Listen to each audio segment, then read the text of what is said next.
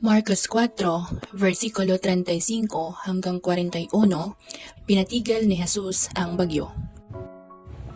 Noong unang panahon, namuhay si Jesus sa mundo upang turuan ang mga tao tungkol sa pag-ibig ng Diyos.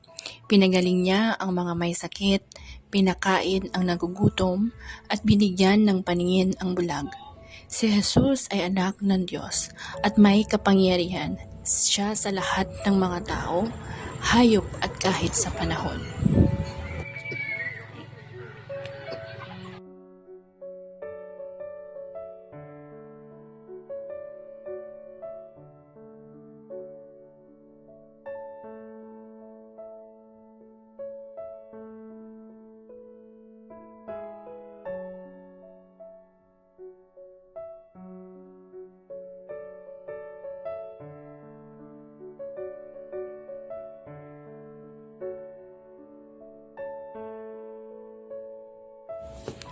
Isang araw, buong araw nagturo si Jesus sa maraming tao sa tabi ng lawa.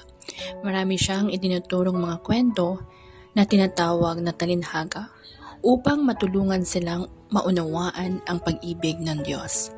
Napakaraming tao ang gustong makinig sa kanya, kaya't patuloy siyang nagturo at nagpagaling ng may sakit.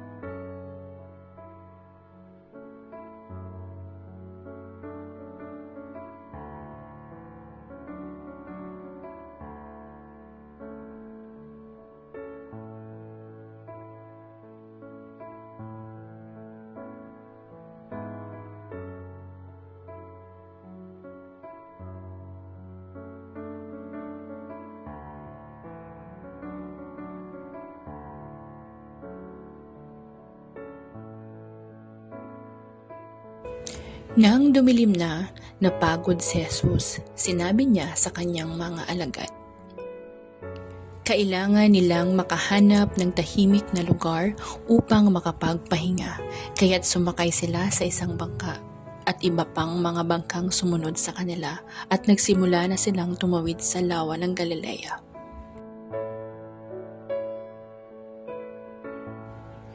Tahimik ang tubig at dahan-dahang umaalon ang bangka. Dahil pagod na si Jesus, nahiga siya sa hulihan ng bangka at agad nang nakatulog.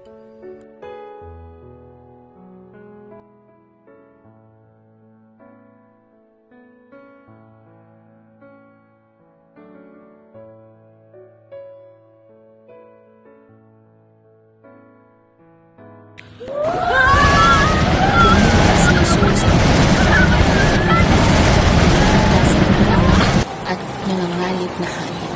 Pagkatapos nagsalita siya ng kalmado at may otoridad. Sa isang iglap, tumigil ang hangin. Nakita ng mga alagad ang isang kamangamanghang himala. Si Jesus ay makapangyarihan kahit ang bagyo ay sumusunod sa kanya. Kahit ang hangin at alon ay sumunod sa kanya. Tumingin si Jesus sa kanila at sinabi, Bakit kayo natakot? Wala ba kayong pananampalataya? si Jesus ay makapangyarihan, kaya niyang patahimikin ang bagyo gamit lamang ang kanyang salita. Ipinapakita nito na siya ang may kontrol sa lahat kahit sa panahon. Pero higit pa riyan, mahal tayo ni Jesus tulad ng pagsama niya sa mga alagad sa bagyo. Lagi siyang kasama natin.